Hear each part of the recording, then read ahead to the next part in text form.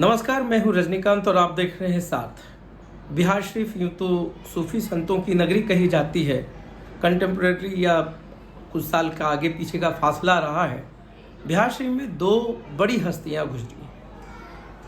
पहला, जिनके बारे में पूरे बिहार शरीफ को भी इल्म होगा, हम बात करते हैं अखाड़ा पर बाबा मनी राम, और दूसरे एक बड़े सूफी गुजरे, मखदूम जहाँ मतलब हजरत मखदूम शेख सरफुद्दीन अहमद अय्या मनेरी रहमतुल्लाह अलैह। ये नाम है, वो शख्सियत हैं जिनके बारे में आज हम विस्तार से बात करेंगे।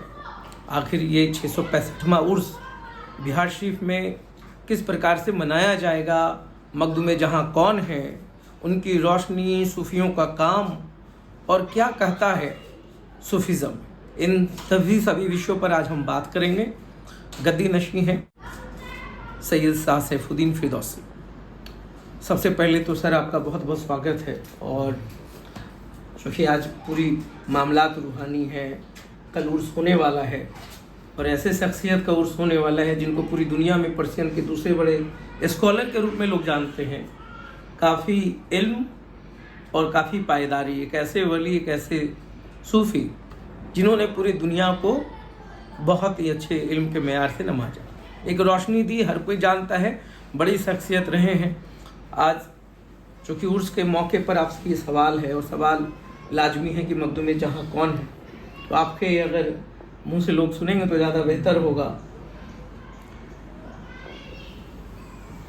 मखदूम साहब का असल नाम अहमद है, शरफुद्दीन उनका लक़ब है, और यहिया मनेरी उनके वालिद का नाम था, कमालुद्दीन अहमद यहिया मनेरी। तो फ़ारसी शब्द में या अरबी में कुन्नियत उसको कहा जाता है, यानी बाप के तरफ से।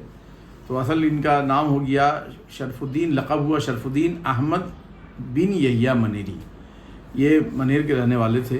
इनका ख़ानदान बैतुल मुक़द्दस के महल्ला क़ुद्स से खलील से यहाँ आया था। इनके परदादा इमाम मोहम्मद ताज फ़क़ी हुए और ये ख़ानदान वहाँ आबाद हुआ। तो मखदूम साहब पैदा हुए और मनेर शरीफ में जिस जगह पैदा हुए, आज भी वो जगह चौकी मौजूद है। एक लकड़ी की उसकी ज़ियारत कोई भी आदमी जाकर कर सकता है, देखने की जगह है, वो कमरा भी मौजूद है, हुजरा भी मौजूद है। तो मखदूम साहब जब 12 साल, तकरीबन 13-12 साल की उम्र के रहे होंगे कि मौलाना शरफुद्दीन बु तवामा रहमतुल्लाह अलैह उस ज़माने के हिंदुस्तान के बहुत बड़े आलिम थे, मुहद्दिस थे, बहुत बड़े स्कॉलर थे। वो जा रहे थे सोनार गांव, जो अभी मौजूदा बांग्लादेश में एक जगह है सोनार गांव के नाम से। तो बादशाह ने उनको वहाँ भेजा था इल्म के अशात के लिए, क्योंकि वो दिल्ली में रह करके काम कर रहे थे और लोग उनके तरफ रुजू हो रहे थे, तो उनकी शोहरत बहुत हो गई। तो बादशाह को खौफ होता था कि इनकी पॉपुलैरिटी बढ़ रही है, कहीं मेरे लिए ये संकट ना पैदा कर दें। तो बादशाह ने खूबसूरती से उनको वहाँ से हटा दिया कि आप बंगाल जा कर के काम कीजिए। तो मखदूम उस ज़माने का जो रास्ता था बंगाल जाने का, वो मनेर होते हुए होता था। तो मनेर में कुछ दिन क़याम किया। तो मनेर में इनकी जगह, इन लोगों की जगह, मखदूम कमालुद्दीन अहमद यहिया मनेरी मखदूम साहब के वालिद की जगह बहुत मशहूर थी, ख़ानदान बहुत मशहूर था। तो इन्हीं के घर में उनका क़याम हुआ, इनके खानक़ाह में। मखदूम साहब की उम्र बहुत कम थी, लेकिन इल्म का शौक़ और इल्म हासिल करने की जस्तजू उनको मौलाना से एक ताल्लुक़ पैदा हो गया, और उन्होंने अपने वालिद साहब से दरख्वास्त की कि मुझे इनके साथ इल्म हासिल करने के लिए सोनार गांव जाने की इजाज़त दी जाए। चुनांचे साथ में वो चले गए बांग्लादेश, अभी का मौजूदा बांग्लादेश, उस वक्त का सोनार गांव। तो वहाँ रह कर के उन्होंने इल्म हासिल करना शुरू किया। तो बताया जाता है कि इस तरह वो मशगूल हुए पढ़ने में कि अगर दिन का खाना आता था तो रात का खाना लाने वाला मुलाजिम देखता था कि दिन का खाना उन्होंने खाया ही नहीं है। और आम लड़कों के साथ बैठ कर के पहले मेस में दस्तरखान में खाते थे। फिर उन्होंने एक दिन अपने उस्ताद से दरख्वास्त की कि मेरा टाइम वेस्ट हो जाता है, बर्बाद हो जाता है आम लोगों के साथ, आम बच्चों के साथ खाने में गपशप हो जाती है, तो मेरा मेहरबानी होती कि मेरा खाना मेरे कमरे में ही भिजवा दिया जाता। उस्ताद ने इनकी बात मान ली, लेकिन ये बताने का मकसद है कि किस तरह से इल्म हासिल करते थे। दिन रात इल्म के हुसूल में लगे रहे और तकरीबन 13, 14, 15 साल तक उन्होंने वहाँ सख्त तरीन علم حاصل کیا. جب علم حاصل کر لیا تو اسی زمانے میں مخدوم صاحب کی شادی ان کے استاد محترم شرف الدین بو علی تمامہ کی صاحبزادی سے ہوئی، جن کا نام تھا بی بی بہو بادام، اور انہی سے ایک لڑکے پیدا ہوئے مخدوم ذکی الدین. تو مخدوم صاحب جو بیر بھوم میں جن کی مزار ہے، جن کا عرس ابھی ہوا، تو مخدوم صاحب سے ان کے استاد نے کہا کہ تھوڑا دن اور آپ رہ لیجئے. یہاں پر ایک دلچسپ بات یہ ہے کہ مخدوم صاحب کے گھر سے جو لیٹر خط جاتا تھا وہ پڑھتے نہیں تھے، ایک تھیلے میں رکھ دیا کرتے تھے کہ کہیں پڑھیں گے اور پڑھنے کی طرف سے دل اچاٹ ہو جائے گا، تو پڑھتے نہیں تھے. جب تعلیم مکمل کر لیا تو سوچا کہ لاؤ پڑھتے ہیں. دیکھیں اتفاق سے پہلا خط وہ ملا جس میں والد صاحب کے انتقال کا، ان کے دیہانت کا ملا. تو والدہ کا خیال آ گیا کہ والدہ اکیلی ہیں اور ان سے ملنا چاہیے. تو اپنے شیرخوار بچے کو مخدوم ذکی الدین کو، ہم لوگ یہاں کی جو روایت ہے اس کے مطابق اہلیہ محترمہ کا وصال وہیں ہو گیا تھا. اور میں کئی بار سونار گاؤں جا چکا ہوں. ان کے استاد محترم جو ان کے سسر بھی ہوئے، ان کے مزار پر فاتحہ بھی پڑھی ہے. جس جگہ مخدوم صاحب نے علم حاصل کیا تھا وہ ابھی بھی اس کے کچی درگاہ سے بھی کوئی سمبند ہے کیا مخدوم جہاں کا؟ مخدوم شیخ شہاب الدین سہروردی مخدوم صاحب کے اپنے نانا ہوئے. اچھا. بی بی رضیہ جو مخدوم جہاں کی والدہ ہیں، ان کی بیٹی ہوئی. بڑی بوا کے نام سے بھی ان کو لوگ جانتے ہیں، جگجوت کہلاتے ہیں. شیخ شہاب الدین پیر جگجوت، جگ کو ظاہر کرنے والے. تو بہرحال اب کہنا یہ ہے کہ مخدوم صاحب اپنے شیرخوار بچے کو، ان کی اہلیہ کی مزار بھی ہم نے دیکھی وہاں پر موجود ہے سونار گاؤں میں. تو مخدوم صاحب اپنے شیرخوار بچے مخدوم ذکی الدین کو لے کر کے منیر شریف آئے، اپنی والدہ کے حوالے کیا. یہاں پر پوائنٹ نوٹ کرنے کی بات ہے کہ مخدوم صاحب نے اپنی والدہ کو یہ کہتے ہوئے حوالے کیا کہ اس بچے کو شرف الدین کی جگہ پر سمجھیے، میری جگہ پر سمجھیے، اور مجھ کو اللہ کی راہ میں آزاد کر دیجیے. یہ جو صوفیوں کی بات ہوتی ہے کہ صوفی ایسے ہوتے ہیں، آخر صوفی اور صوفیزم کو ہم سمجھنا شروع کریں تو کس طریقے سے سمجھ سکتے ہیں؟ یہ صوفیزم اور صوفی جو لوگ ہوتے ہیں ان کے معاملات کیسے رہے ہوں گے؟ کس طریقے سے پوری دنیا میں صوفیزم کا ایک الگ ایسنس ہم دیکھنے کو بتائیں گے آگے اس کو چینل میں تھوڑا سا اس کو اور سنکھیپ سے سمجھ لیا جائے.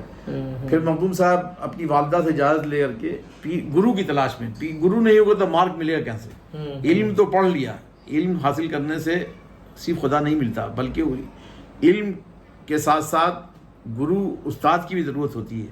جو سونار گاؤں کے استاد تھے وہ علم ظاہر کے تھے، اب ان کو ایک ایسے استاد کی ضرورت تھی جو ان کے باطن کو آباد روشن کر سکے، مطلب روحانیت کو، صوفیزم جس کو آپ کہہ رہے ہیں.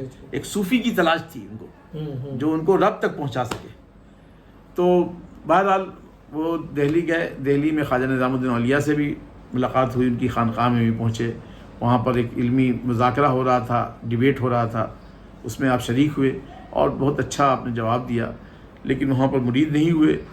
خواجہ نظام الدین اولیاء محبوب الہی نے آپ کو پان دے کر رخصت کیا.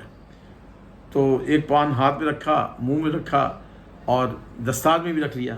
یہ واقعہ تو بعد میں ہوا. پہلے آپ اور دہلی کے بزرگوں کے ہاں بھی گئے، اس کے بعد پھر قلندر صاحب کے ہاں بھی گئے. حضرت شاہ شرف الدین بو علی شاہ قلندر قتال پانی پتی رحمۃ اللہ علیہ، جن کی مزار پانی پت میں ہے، ابھی ہریانہ میں پڑتا ہے، وہاں بھی گئے.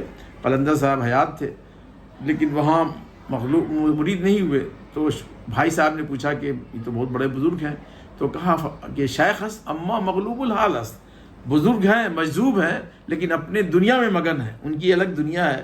ہم کو تو ایک ایسا شیخ چاہیے جو ہم کو جو بالکل زندہ ہو، ہوش حواس میں ہو اور ہم کو رہنمائی کر سکے اللہ کی راہ کی طرف. شیخ کا مطلب گرو، یس.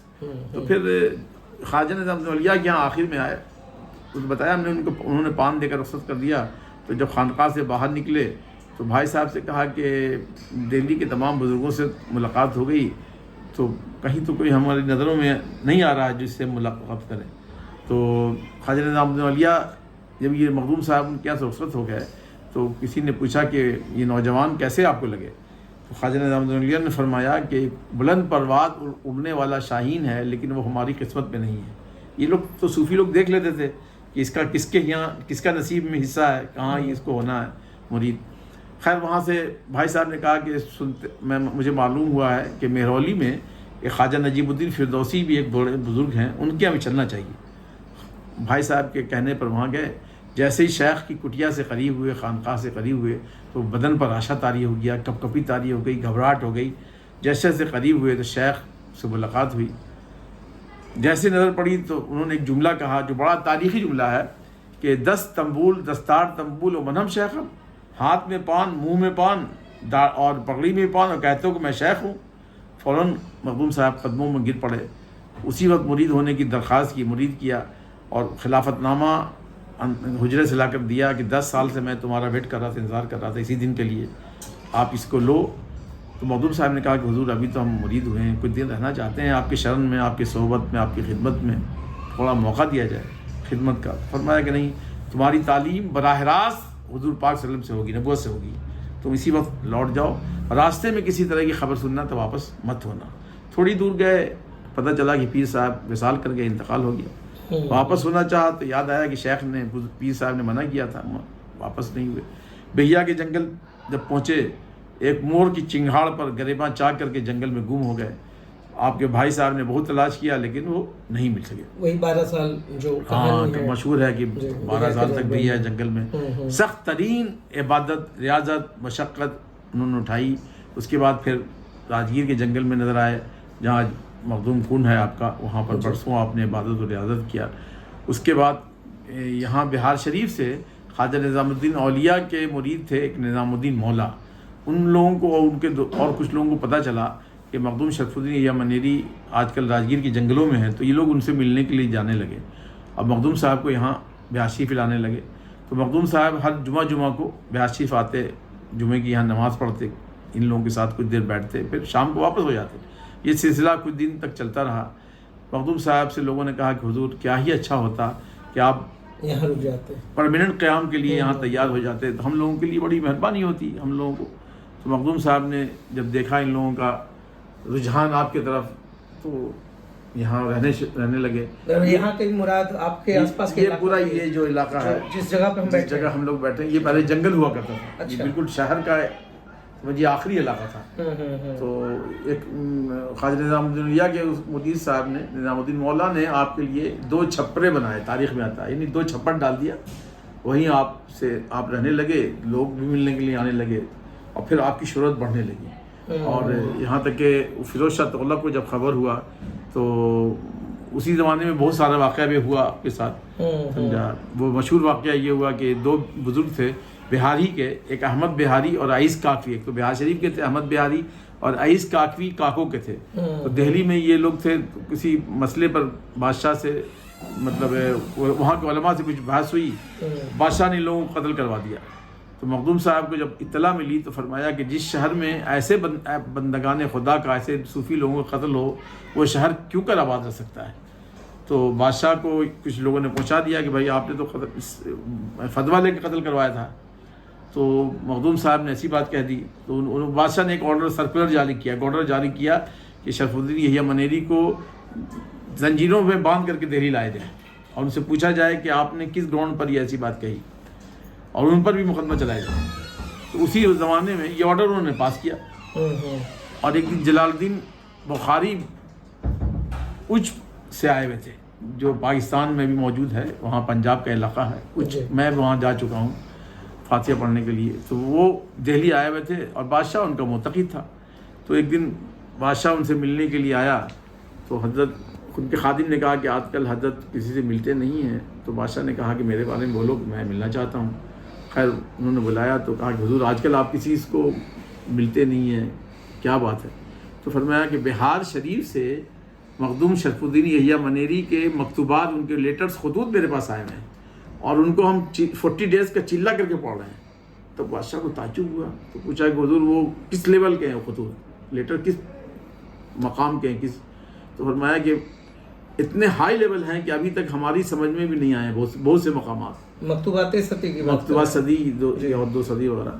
تو بادشاہ خیر واپس ہوا تو اس کو احساس ہوا کہ ہم نے غلطی کر دیا.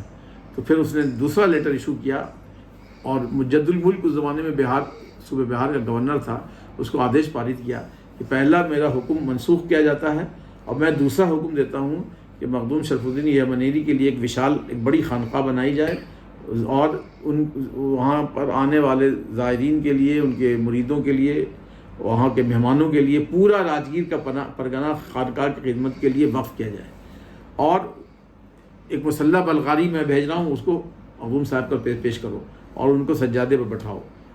تو مخدوم صاحب کے مجد الملک آیا کہ حضور یہ بادشاہ کا آدیش ہے، تو مخدوم صاحب بڑے فکر مند ہو گئے، بھائی ہم کو اس سب کی کیا ضرورت ہے، ہم صوفی لوگ ہیں، راجگیر کا پرگنہ لے کے ہم کیا کریں گے، ہم اس سب کو ضرورت نہیں ہے۔ تو بادشاہ نے کہا، وہ مجد الملک نے کہا، گورنر صاحب نے کہا کہ حضور اگر آپ اس کو قبول نہیں کیجیے گا تو بادشاہ تو ہم کو معزول کر دے گا، سسپینڈ کر دے گا، میری خاطر قبول کر لیجیے۔ خیر وہ خانقاہ بنی، پھر تمام صوفیہ فقراء کی دعوت ہوئی، مخدوم صاحب کو سجادہ گدی نشین پر سجادے پر بٹھایا گیا، اور ایک درویش نے کہا، مخدوم صاحب نے کہا کہ تم بیٹھ جاؤ، میں اپنے آپ کو اتنی بڑی جگہ کے لائق نہیں سمجھتا، یہ تو بڑے لوگوں کا کام ہے۔ مخدوم صاحب بڑے آدمی تھے، خود بڑے ہو کر بھی اپنے آپ کو سمجھتے تھے کہ ہم کچھ نہیں ہیں۔ یہ کسی صوفی کی بڑی پہچان ہے کہ وہ بڑا ہوتا ہے خود، لیکن وہ اپنے آپ کو بہت چھوٹا سمجھتا ہے، کم سمجھتا ہے، اپنا علم سے، اپنے روب سے، اپنی بزرگی سے کسی کو مروب نہیں کرتا۔ یہ صوفی کی سب سے بڑی پہچان ہے کہ اپنے آپ کو بہت کمتر سمجھتا ہے۔ تو پھر بہرحال مخدوم صاحب کمر کس، اس نے کہا کہ آپ کو کمر کس کے بیٹھنا ہے اور لوگوں کی خدمت کرنا ہے، سیوا کرنا ہے۔ پھر مخدوم صاحب 52 ایئرس 52 سال یہاں رہے، لوگوں کی سیوا کی، خدمت کی۔ اسی زمانے میں بہت ساری کتابیں لکھی گئیں، بہت سے خطوط لکھے گئے، اور مخدوم صاحب اس زمانے میں تعجب ہوتا ہے رجنی کانتی کہ جب میڈیا نہیں تھا، اخبار نہیں تھا، اس زمانے میں مخدوم صاحب کے خطوط اور لیٹرز، ان کی کتابیں پوری دنیا میں پھیل گئی تھی۔ 100 لیٹرز پہ، ہاں وہ 100 لیٹرز ہی مکتوبہ صدی ہے، مکتوبات سے تھی، اس پہ بہت بڑا سیمینار بھی ہوا ہے، پوری دنیا میں اسی وقت پھیل گئی کتابیں۔ مگر سوال یہ ہوتا ہے کہ آج پوری دنیا میں، آج صوفیزم کی ہم بات کرتے ہیں، تلخیاں بڑھ گئی ہیں، لوگ ہنسا ہے، مار کاٹ ہے، اس کو ہم لوگ کس طریقے سے ریزالو کر سکتے ہیں؟ ہم کیوں نہیں، جیسے راجگیر میں کہا جاتا ہے کہ ایک ایسا سینٹر بنے جہاں پر ووادوں کا نپٹارا ہو، تو کیا صوفیزم ایک بہت بڑا راستہ نہیں بن سکتا جہاں پر ووادوں کا دیکھیے، نپٹارا؟ میں آج بھی آپ دیکھ رہے ہوں گے کہ دنیا میں یدھ ہو رہا ہے، جی، اور کتنے لوگوں کی جانیں ضائع ہو رہی ہیں، جا رہی ہیں۔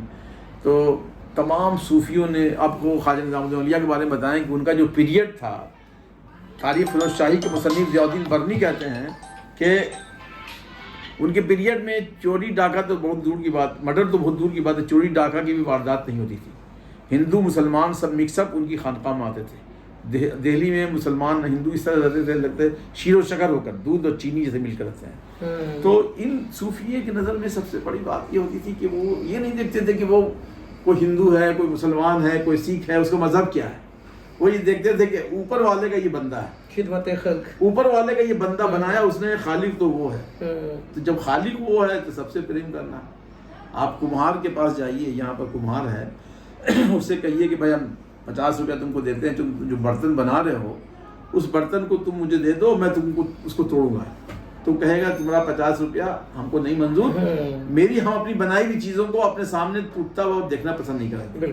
تو کوئی بنانے والا یہ پسند نہیں کرتا کہ اس کی بنائی ہوئی چیزوں کی یہ گتی ہو۔ بالکل، آپ سوچئے، صوفیزم یہی کہتی ہے کہ سارے سنسار کا پالن ہار وہی ہے۔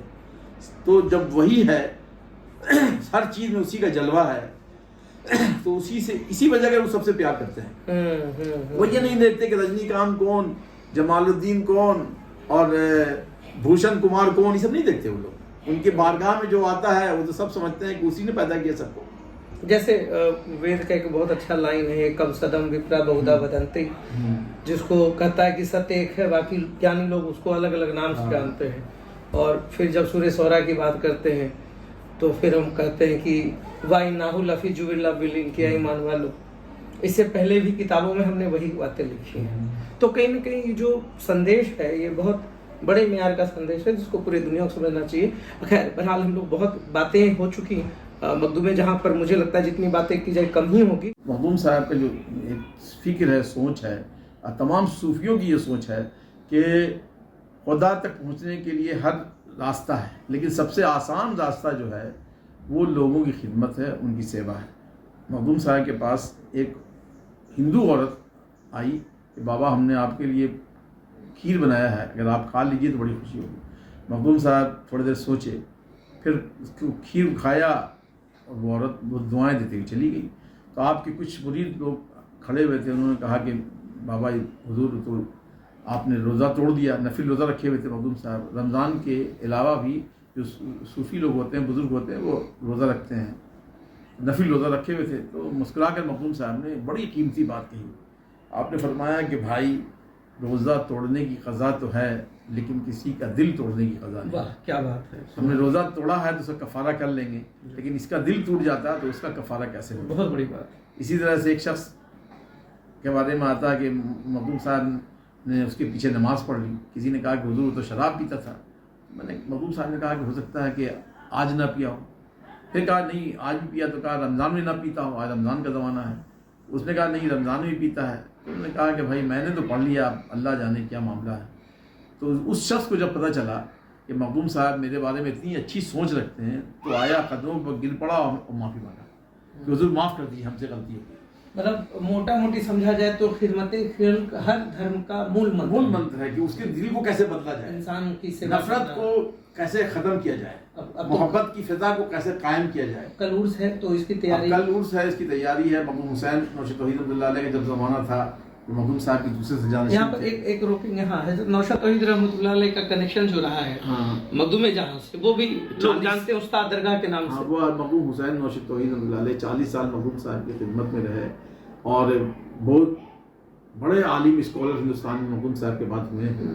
اور مخدوم صاحب نے پیدا ہوئے تھے جونپور میں, اور اسی رات میں مخدوم صاحب نے کہا تھا کہ مولانا مظفر بلخی کو کہ تمہارا بھتیجا پیدا ہوا ہے اور تم کو بیٹا مبارک ہو. بعد میں اطلاع ملی ایک ہفتے کے بعد کہ ہاں صحیح میں وہ پیدا ہوئے تھے. بہت بڑے بزرگ ہیں مخدوم حسین نوشد توحید رحمۃ اللہ علیہ, جو اپنے زمانے میں, جیسے میں سجادہ نشین ہوں, تو جو اپنے زمانے میں سجادہ نشین تھے, دیکھیے یہی یہاں پہ وہ کتاب بھی رکھی ہوئی ہے, اس میں ہی ہے ڈیٹیلز کہ مخدوم صاحب کے عرس کے دن وہ پوری تیاری کرتے تھے. یہاں زائرین کا ہجوم اس زمانے میں ہوتا تھا, آج سے مطلب سمجھیے کم سے کم تو 600 سال پہلے کی بات میں بتا رہا ہوں, 650 سال پہلے, کہ لوگوں کا اہتمام, لوگوں کے لیے لنگر کا انتظام, عرس کی تیاری اس زمانے سے ہوتا آ رہا ہے.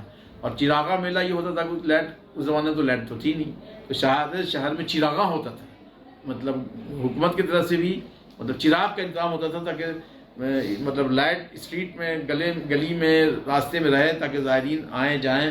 اور اس زمانے میں ہی ایک کثیر مجمع, کافی لوگ کا مجمع لگا رہتا تھا. تو مخدوم صاحب کا وصال ہی چونکہ عید کے 5 تاریخ کو ہوا تھا, اسی کے لحاظ سے وہ اس کی تیاری ہوتی ہے. اور رات میں یہاں سے چادر پوشی کے لیے ہم لوگ جاتے ہیں. ہاں جی ہاں, پالکی نکلتی ہے وہاں پر 12:30 بجے, 12 سے 1 کے درمیان وہی قرآن خون ہوتا ہے, دعا ہوتی ہے, اور پھر وہاں سے خانقاہ معظم میں آتے ہیں. یہاں سما کی مجلس صبح تک ہوتی ہے, اور اس کے بعد فجر کی نماز کے بعد دعا ہوتی ہے, پھر قل ہوتا ہے, پھر مخدوم صاحب کے قبر. تو یہ آپ سن رہے تھے کہ کل عرس کے بارے میں جو تیاری ہے, اور مخدوم جہاں کون ہیں, ان کی روشنی کے بارے میں. عرس ہے تو لازمی ہے کہ پہلے ہم ان کی ہی بات کریں گے, پھر کسی اور سنت کے بارے میں بتائیں گے جب ان کا پیریڈ آئے گا, جب ان کے دور کا کوئی بہت بڑا آیوجن ہوگا, تو اس میں ہم تفصیل سے بہت ہی ڈیٹیلڈ بات کریں گے.